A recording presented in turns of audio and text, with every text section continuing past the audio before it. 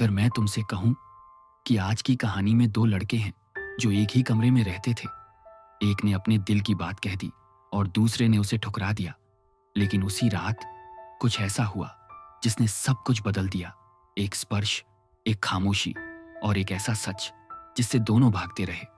पर सवाल यह है, क्या वो सच उन्हें जोड़ देगा या हमेशा के लिए तोड़ देगा? मैं हूं रतन और आप देख रहे हैं क्वियरलूम, जहां कहानियां सिर्फ देखी नहीं जाती, महसूस की जाती है। तो आखिर तक जरूर देखना, क्योंकि जो आप देखने वाले हैं वो सिर्फ एक कहानी नहीं, एक एहसास है जो शायद आपको अंदर तक हिला दे। आज की कहानी है दो लड़कों की, रतन और पंकज, जो दोस्त थे, लेकिन उनकी खामोशियों में छुपी थी एक ऐसी सच्चाई जो उनकी पूरी जिंदगी बदलने वाली थी।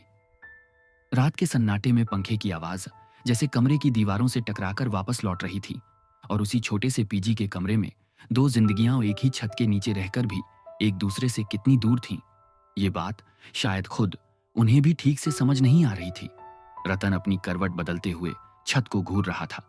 उसकी आंखों में नींद नहीं थी, बल्कि कुछ अधूरी बातें थीं जो हर रात उसके साथ जागती थीं।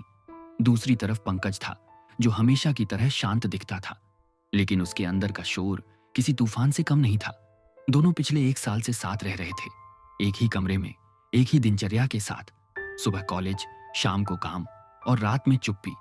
लेकिन ये चुप्पी सामान्य नहीं थी।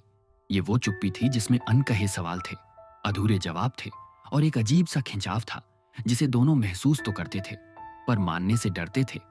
रतन गांव से आया हुआ सीधा सादा लड़का था, जिसने अपनी जिंदगी में बहुत कुछ सहा था, लेकिन कभी खुलकर किसी से कहा नहीं। उसके अंदर हमेशा एक खालीपन रहा जो उसे खुद से भी दूर करता जा रहा था। वहीं पंकज शहर का था, लेकिन उसके अपने जख्म थे। उसने लोगों को बहुत करीब से देखा था, रिश्तों को टूटते देखा था, और इसलिए उसने अपने दिल के चारों तरफ दीवार खड़ी कर ली थी। शुरुआत में दोनों के बीच बस औपचारिक बातें होती थीं। लाइट बंद कर दूं?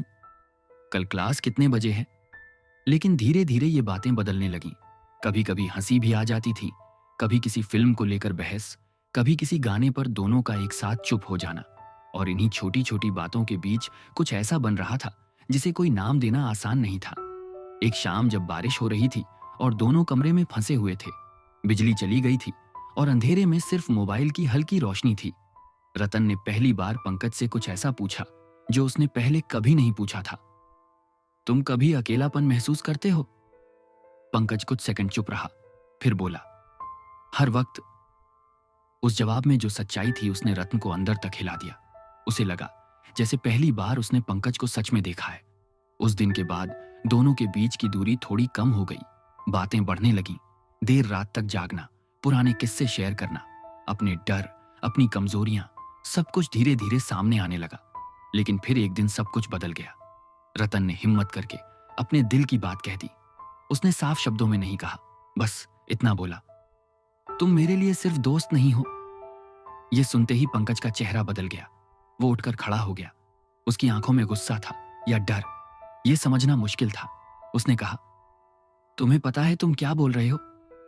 रतन ने सिर झुका लिया, लेकिन उसकी आवाज कांपते हुए भी साफ थी। हां। पंकज ने कुछ नहीं कहा, बस कमरे से बाहर चला गया। उस रात रतन ने पहली बार खुद को इतना अकेला महसूस किया कि उसे लगा शायद उसने सब कुछ खो दिया है। अगले कुछ दिन दोनों ने एक दूसरे से बात नहीं की। एक ही कमरे में रहकर भी जैसे दो अजनबी हो गए थे। रतन खुद को दोष दे रहा था।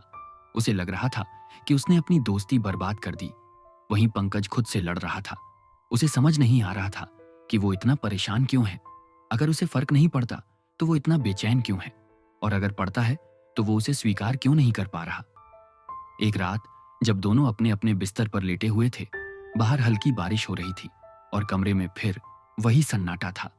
तभी पंकज ने धीरे से कहा, रतन। रतन ने कोई जवाब नहीं दिया। वो सोने का नाटक कर रहा था। पंकज कुछ देर चुप रहा, फिर बोला, मुझे नहीं पता मैं क्या महसूस करता हूं, लेकिन इतना पता है कि तुम्हारे बिना यह कमरा खाली लगता है। यह सुनकर रतन की आंखों में आंसू आ गए, लेकिन उसने फिर भी कुछ नहीं कहा। उसके अंदर डर था कि कहीं यह सब एक गलतफहमी ना हो, कहीं वो फिर से टूट ना जाए। उसी रात जब दोनों सोने की कोशिश कर रहे थे, पंकज ने अनजाने में अपना हाथ रतन के पास रख दिया। वो कोई इरादा नहीं था, बस एक पल था जो खुद ब खुद हो गया। रतन ने उस स्पर्श को महसूस किया, लेकिन उसने कोई हरकत नहीं की। उसके दिमाग में हजारों सवाल थे। क्या ये सच है या सिर्फ एक पल की कमजोरी? क्या पंकज सच में बदल रहा है या ये सब बस एक भ्रम है? कमरे में अंधेरा था, लेकिन दोनों के अंदर बहुत कुछ साफ हो रहा था। धीरे धीरे वो हाथ वहीं ठहर गया और उस एक छोटे से स्पर्श ने दोनों के बीच की सारी दूरियों को जैसे सवालों में बदल दिया।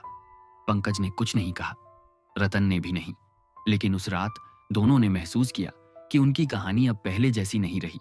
ये अब सिर्फ दोस्ती नहीं थी, लेकिन ये क्या था?